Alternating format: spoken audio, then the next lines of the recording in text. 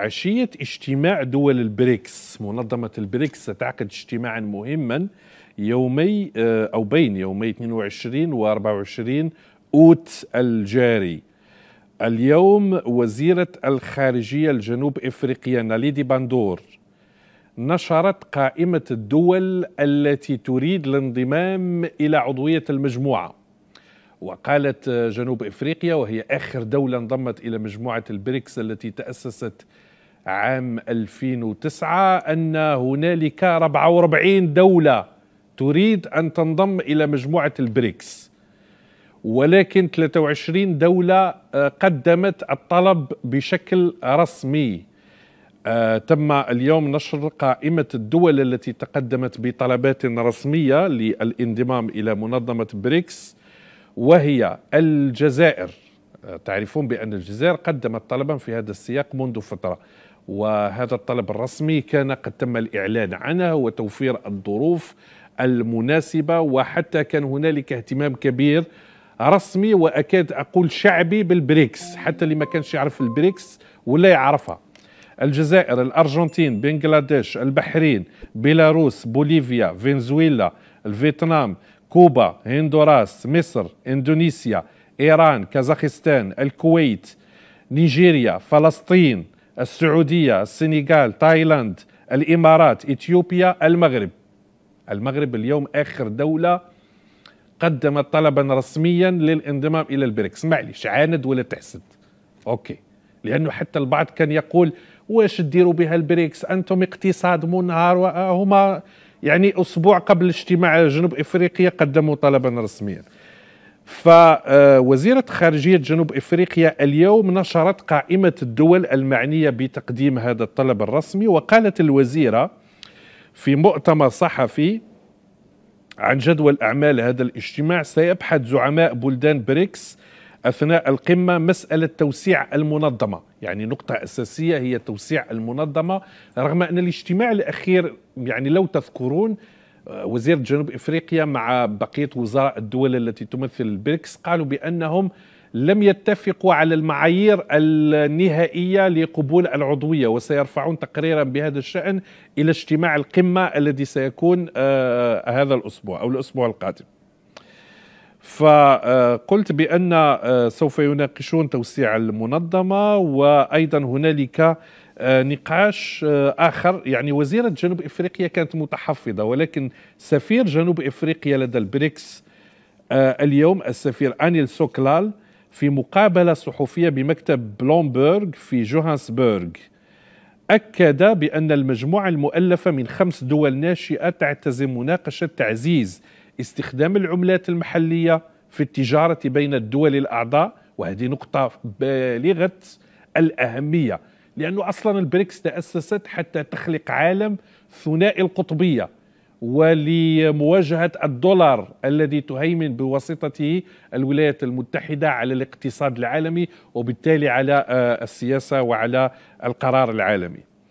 وأضاف السفير سوكلال في مقابلة صحفية أن المحادثات ستركز على عدة قضايا، منها إنشاء نظام مدفوعات مشترك، فيما يرجح تشكيل لجنة فنية لدراسة مقترح إطلاق عملة مشتركة. واستطرد في هذا المؤتمر الذي عقد في جوهانسبرغ كما قلت بأن المجموعة لا تخطط لمناقشة استخدام عملتها المرتقبة بديلا للدولار بحكم الواقع. تعرفون بأن البريكس قدمت على أساس أنها ضد الدولار، ضد الولايات المتحدة الأمريكية. فالسفير سفير جنوب إفريقيا في هذه المنظمة كان صريحا، قال: تشيع وجهة نظر مؤسفة مفادها أن بريكس تعادي الغرب، وأن المجموعة أنشئت لمنافسة مجموعة الدول السبع أو الشمال العالمي، وهذا غير صحيح. طبعا هو السفير مضطر أن يقول كلام دبلوماسي، ولكن الواقع الاقتصادي أن مجموعة البريكس تواجه مجموعة السبع، وإلا لما انشغلت مجموعة السبع بهذه المجموعة، وإلا لما انضمت كل هذه الدول أو أرادت إلى مجموعة البريكس بحثا عن التوازن في الاقتصاد العالمي. يقول سفير جنوب إفريقيا: هدفنا النهوض باقتصاد الجنوب العالمي وبناء هيكل دولي أكثر شمولا وتمثيلا وعدلا وإنصافا. نقطة العملة الموحدة بالمناسبة، موقف الهند متحفظ جدا بشأن هذه النقطة. أذكركم بأن البريكس هي مساحتها تشكل ربع مساحة اليابسة في كوكب الأرض، عدد سكانها يقارب 40% من سكان الأرض، تمتلك 25% من الناتج المحلي الإجمالي العالمي، ومن المتوقع بحلول عام 2050 أن تنافس اقتصادات هذه الدول اقتصاد أغنى الدول في العالم حاليا حسب التقارير الدولية المنشورة عن هذه المنظمة. فبالرجوع إلى قائمة الدول التي تقدمت بصورة رسمية لطلب عضوية البريكس، وما حظوظ الجزائر عشية هذا الاجتماع المهم الذي يعقد في جنوب إفريقيا.